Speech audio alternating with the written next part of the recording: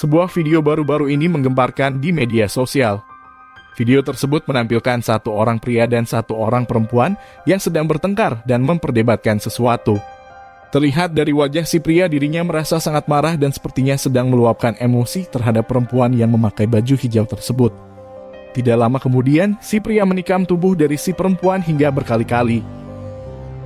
Menurut keterangan yang saya dapatkan di beberapa artikel di pos berita internasional, kejadian dari video tersebut terjadi pada tahun 2022 di salah satu distrik di Asia Tenggara di negara Vietnam.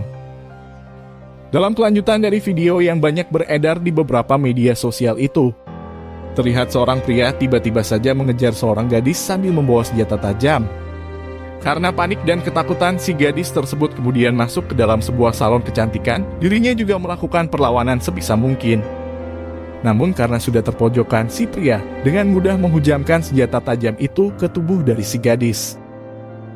Seorang teman dari si gadis yang melihat kejadian tersebut kemudian mencoba melakukan perlawanan terhadap si pria. Si teman itu selanjutnya mendorong si pria untuk menjauhkannya dari si gadis. Si gadis pun akhirnya bisa diselamatkan dan dirinya cepat-cepat menjauh dari si pria gila itu. Namun karena emosi yang sudah memuncak dari si pria dan kekuatan dari teman dari si gadis tidak mampu melakukan perlawanan kepada si pria itu. Si teman itu akhirnya menjadi korban selanjutnya dari si pria.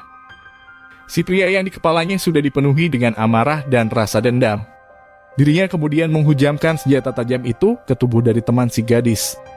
Tanpa sedikit pun rasa kasihan, dirinya menusukkan senjata tajam itu secara membabi buta ke wajah, leher, dan tubuh dari teman si gadis tersebut. Seketika itu, teman dari si gadis langsung tidak berdaya. Sirup merah mengucur membasahi tubuhnya. Wajahnya juga sudah dalam keadaan yang mengenaskan, karena senjata tajam itu dihujamkan secara sadis kepada dirinya. Si teman yang awalnya mencoba untuk menolong si gadis dengan melakukan perlawanan kepada si pria, namun akhirnya berakhir tragis menjadi korban selanjutnya dari si pria tersebut. Melihat kondisi dari teman si gadis yang sudah terkapar dan tidak berdaya, si pria itu kemudian melanjutkan aksinya dengan kembali mencari keberadaan dari si gadis. Si pria yang diketahui bernama Pantan Hoang, yang berusia sekitar 23 tahun itu, akhirnya menemukan si gadis yang sedang terduduk lemah di luar salon kecantikan tersebut.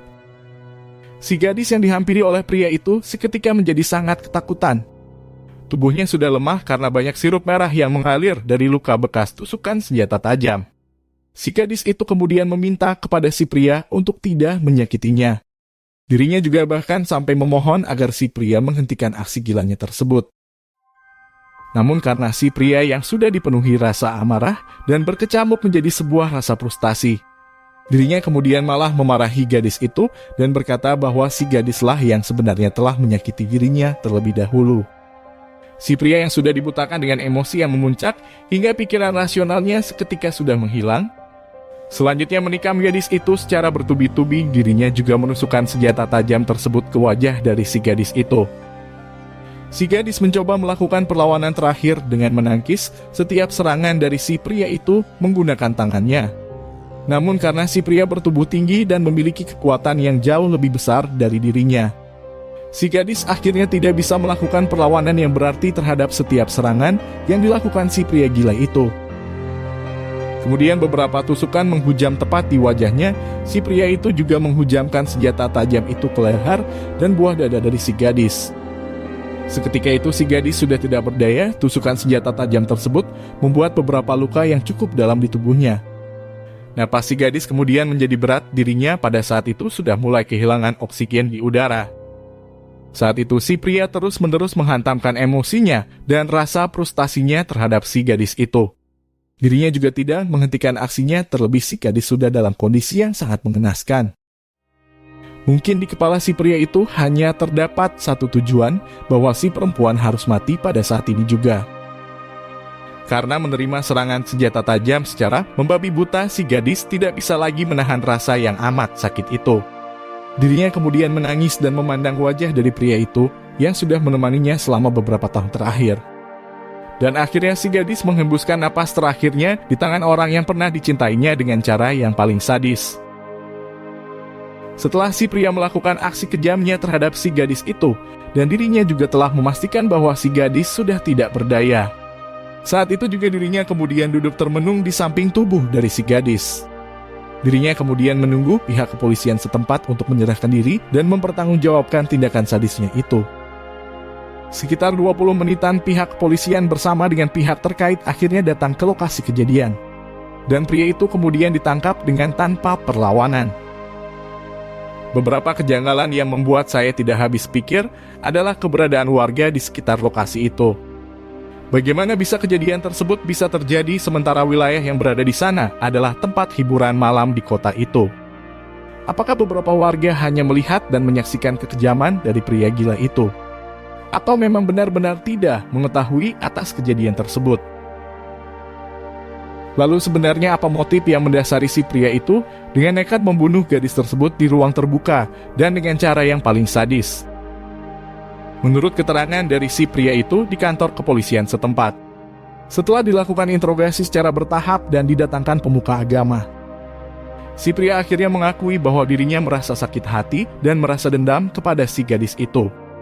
Dirinya juga bercerita bahwa si gadis adalah mantan kekasihnya dan dirinya akan menikahi si gadis dalam waktu dekat. Namun dalam perjalanan waktu dari kisah mereka itu, terjadi beberapa pertengkaran di beberapa bulan terakhir. Dan si gadis memutuskan untuk menyudahi hubungan di antara mereka. Si pria itu juga mengakui dan menyadari atas semua kesalahannya kepada si gadis. Beberapa pertengkaran di antara mereka dirinya sering berkata kasar terhadap gadis itu. Dirinya juga bahkan pernah memukul dan melakukan tindakan kasar terhadap kekasihnya itu. Namun si pria itu berdalih bahwa yang dilakukannya tersebut untuk memberi pelajaran terhadap kekasihnya agar menjadi perempuan yang lebih baik lagi. Di beberapa minggu terakhir, dirinya sudah meminta maaf dan memohon kepada si gadis untuk kembali menjalin hubungan dengan dirinya. Dirinya juga berterus terang bahwa si gadis adalah cinta mati untuk dirinya. Namun bujuk rayu dari si pria itu tidak bisa membuat si gadis luluh dan kembali hidup bersama. Saat itu juga, dirinya merasa sangat kecewa terhadap si gadis. Terlebih beberapa minggu terakhir ini, si pria itu mendapati si gadis memiliki hubungan dengan pria yang lain. Bahkan beberapa kali dirinya sering mengikuti mereka saat mereka bergandengan bersama ke beberapa tempat di kota. Rasa kecewa dari si pria seketika berubah menjadi rasa amarah yang menggebu di dalam dada.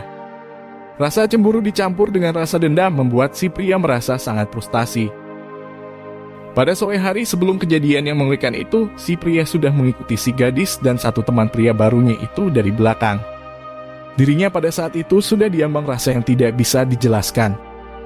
Gejolak hati, cemburu, dan amarah dendam akhirnya membuat dirinya memutuskan untuk membunuh si gadis itu. Dan di malam itu, kejadian yang mengerikan itu pun akhirnya terjadi. Si pria menikam teman dari si gadis sampai kritis, dan menghujam tubuh dari si gadis itu hingga tewas dengan kondisi yang sangat mengenaskan.